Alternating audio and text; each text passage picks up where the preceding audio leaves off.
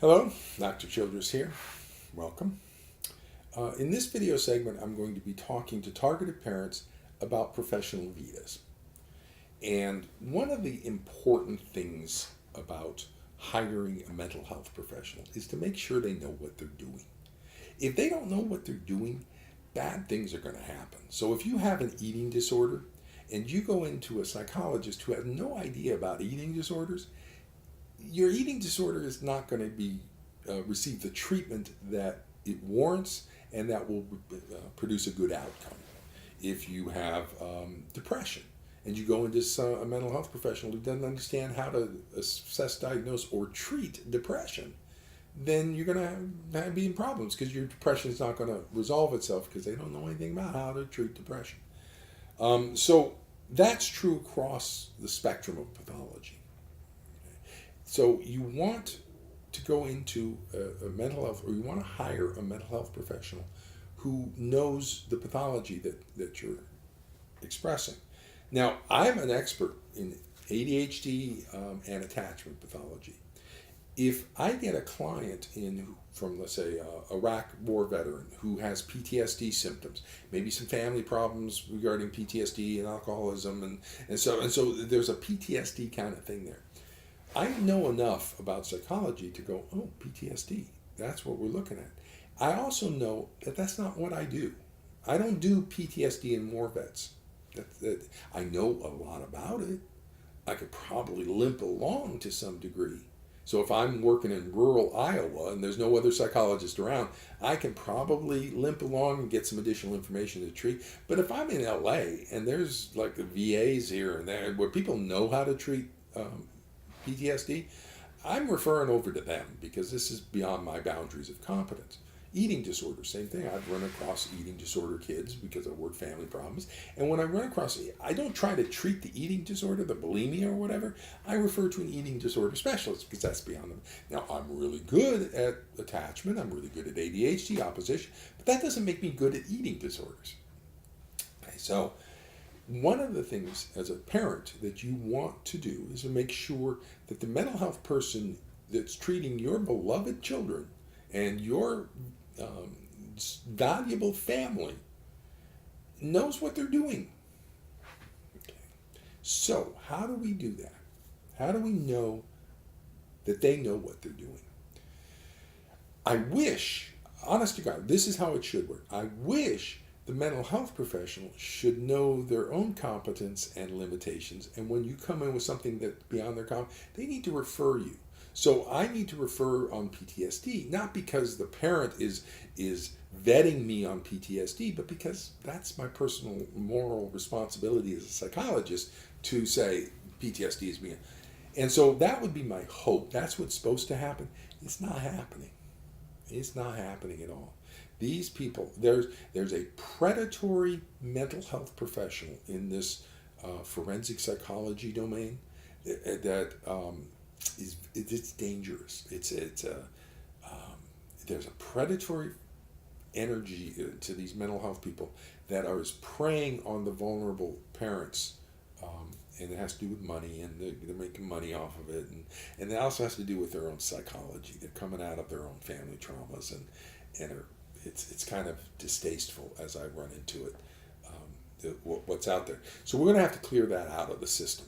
And we're doing that. We got a petition to the APA up, and I'm holding people to standards, which means I have to blow Gardner out because Gardner allows them to be incompetent. So we have to get back to standards that we can hold them accountable to.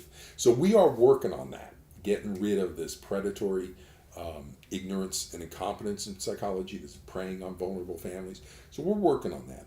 But in the meantime, parents are going to have to be informed consumers and take a little bit more responsibility for the treatment that's occurring with your families. If you just go in there and trust that the mental health professional knows what they're doing, in this particular type of pathology, in this domain, at this particular time, you're going to be in a lot of trouble because there's a lot of ignorance, there's a lot of incompetence, there's a lot of violations of ethical standards rampant within forensic psychology and court-involved practice. So you're going to have to buyer beware a little bit. So what I'll be doing in this set of videos is helping targeted parents know how to interview for your mental health professional. First thing to understand, that psychologist or that therapist works for you. Okay, actually they work for your kid. That's who they work for. But you are like the executive secretary of their boss. So you are the one, you're the parent. And so you're the one who decides on things. So they're working for you, as you're the decision maker as to who treats your child.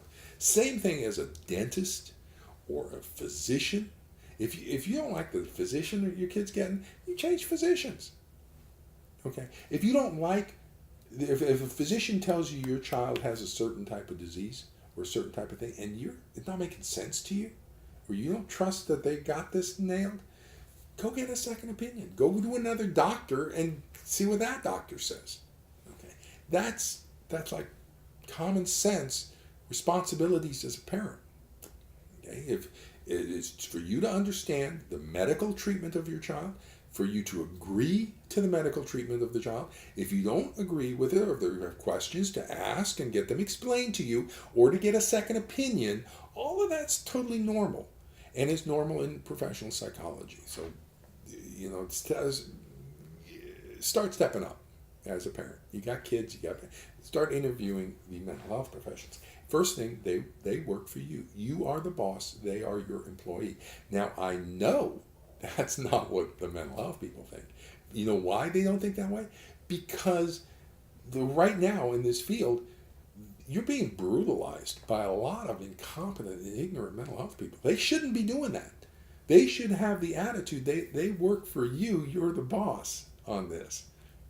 Now they actually work for the child, so they're not going to do anything that is against the child's interests, but they work for, you're the child's executive secretary. You're the one making decisions for the child. So they work for you in the child's best interest. So that's the linkage for the mental health person. And that should be just standard of practice. That's standard of practice in ADHD, that's standard of practice in autism, that's standard of practice across all of psychology except this little domain. In this little domain, it's attracted narcissistic psychologists. Why? Why has this attracted narcissistic psychologists? Because narcissism is produced by childhood trauma. So you have a lot of people going into mental health because of their own trauma kinds of stuff. You go back and look at my Vitae. That's how I got involved in my family trauma produced a psychologist.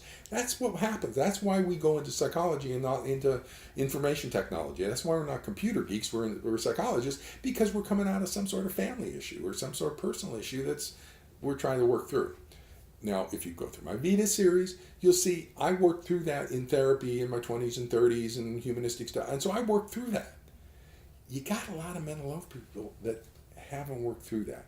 They've come into psychology because of their own childhood trauma. And the way they're working it through is they're going into child custody evaluations or reunification therapy. They're working with high conflict divorce. Why are they doing that? I didn't want to work with high conflict divorce. Again, look, my Vita, I stayed away from it. I don't want to do high conflict divorce. It's too dangerous professionally, and it's unfixable. High conflict divorce, God, no, I want to go a different direction. I want to go with something that's fixable, like ADHD. It's not fixable, but it's a whole lot more fixable than that stuff is. And so, no healthy psychologist goes into high conflict divorce. So who goes into high conflict divorce? The ones who are drawn to that personally, psychologically. And those are the ones with childhood trauma. Childhood trauma produces that narcissistic personality. That's where it comes from, is childhood trauma. So we see a lot of psychologists, I see a lot of psychologists working in this field who are arrogant and haughty and grandiose and absence of empathy. That is so striking to me about these mental health professionals, is the absence of empathy. And so that's one of the key things you can always look for. Does this therapist have empathy? Do they understand what I'm saying? Do they get it? If they don't get it, go hire a different employee who gets it. They work for you. You're the boss. If you don't like them, go hire somebody else. So that absent, but all of that narcissistic stuff, and what they're doing, these ignorant people, is they are working through their own childhood trauma by being able to judge parents and which is a bad parent, and try to get the parent to meet the child's needs, and so apologize to the child, and we're trying to appease the child. I mean, that's their own stuff from their own childhood. They're trying to get mommy and daddy to love them and to apologize for being a bad mom and their own child. It's their own stuff that they're imposing on you. Yeah, that's a problem. That's a nightmare problem, actually. And it's rampant. It's all over through this. The field of forensic psychology is a mess. It's just a mess. And so we're going to have to clean it up. And so understanding how to interview for your employee, the interview for your mental health professional, is an important skill set that you're going to have to learn, because you can't trust us. You can't trust mental health at this time. At this point in time, the ethical standards of professional psychology and forensic psychology are non-existent. There is no ethical standards in forensic psychology that are applicable to you. Now, we're trying to get those. We got the petition to the APA. We're looking for them to step up and enforce their own ethics code. They're not doing it. They are not enforcing their ethics code regarding competence. And as long as they don't do that, it's open game. There is no ethical standards in forensic psychology because the APA refuses to enforce them. So that's the nature of the situation right now. Follow me over and we'll start to talk about how to look at Vitaes.